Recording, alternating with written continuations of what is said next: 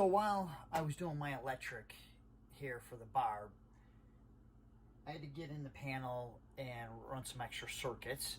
And when I was in here, I cleaned it all up. It was very, very sloppy.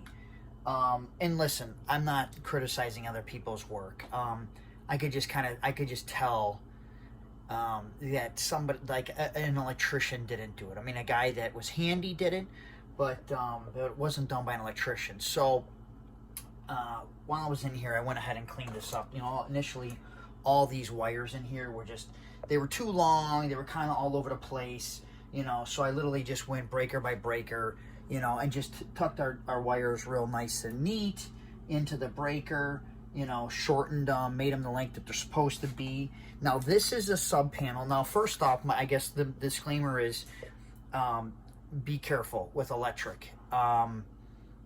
You know, if you don't feel comfortable doing something, always turn the power off. So I'm lucky this actually happens to be a sub panel. The main panel is over here. So I was able to turn this off. So this is completely dead.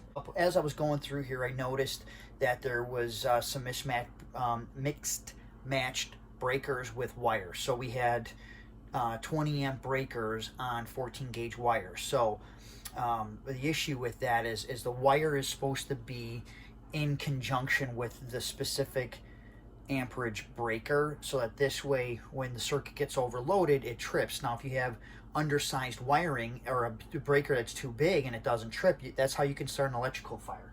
So went through here. There's still some stuff right now. Unfortunately, these breakers, I'm having a tough time. They're a Cutler hammer, so we ordered them, but I still have 4 breakers that I need to switch out to correct everything. But for right now, it's been like this for 10 years. So, and I'm sure probably nothing will ever happen, but just as a precautionary, you know, when I'm at somebody's house and I see something's funky and I'm not on a deadline, I fix it, you know. So plus also too, this is, you know, a good friend of mine, TJ and Laura's house. So we're on no time crunch. You know, this is, the holidays are over. This is just a, you know, fun project. So I went ahead and cleaned this all up. You know, when I'm doing a home inspection, this is one of the things I go through. I'll go through all the electrical panels. I'll double check. You know, I had some double lugging where I had 2 wires on 1 breaker. So I went ahead and cleaned this up. It's in good shape now. I've got, you'll see some wires hanging out here. That's for our bar.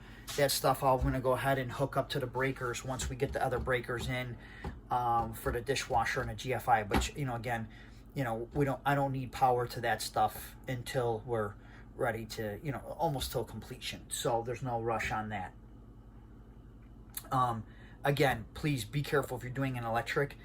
Turn stuff off. Even if you're doing something simple, switches, outlets, anything, just play it safe. Turn the breaker off. Test and make sure that the power is off after you turn off the breaker as well too, because